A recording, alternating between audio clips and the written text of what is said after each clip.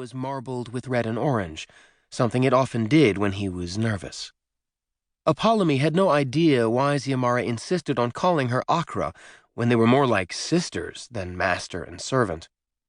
"Guard this room from everyone. I don't care if Archon himself demands entry, you kill him. Do you understand?" "Your will is ours, Acheron. No one will disturb you."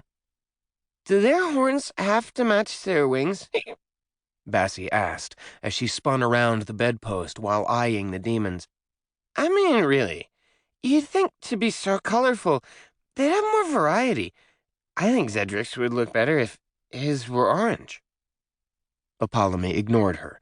She didn't have time for Bassie's stupidity, not if she were to save her son's life. She wanted this child, and she was willing to do anything for him. Anything. Her heart hammering, she pulled her Atlantean dagger from her dresser drawer and held it in her hands. The gold hilt was cold against her skin. Black roses and bones were entwined and engraved down the steel blade that glowed in the dim light. It was a dagger meant for ending life. Today, it would be used to give it. She winced at the thought of what was to come, but there was no other way to save him.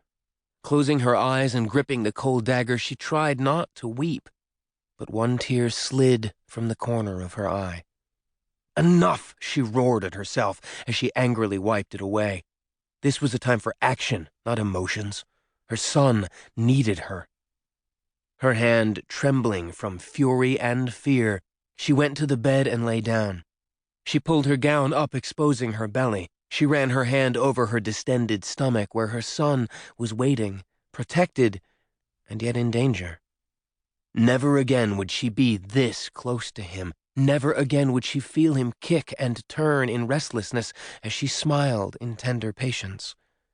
She was about to separate them, even though it wasn't time yet for Apostolos to be born.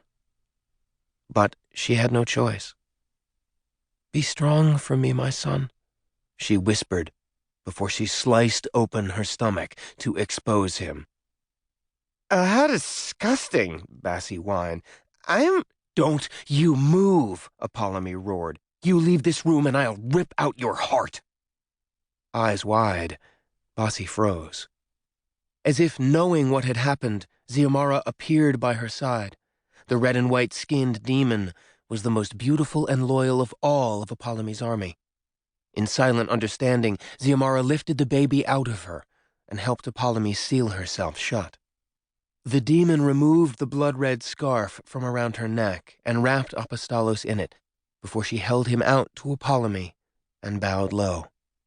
Apollonie pushed the physical pain aside as she took her son into her arms and held him for the very first time.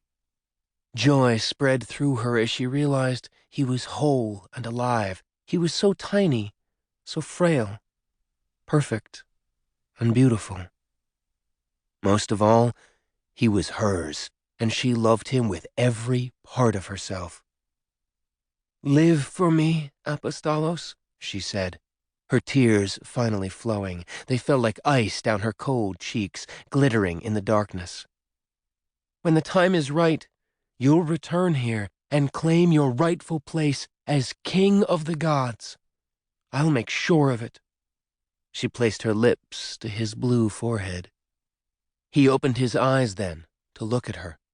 Mercurial and silver, just like hers, they swirled.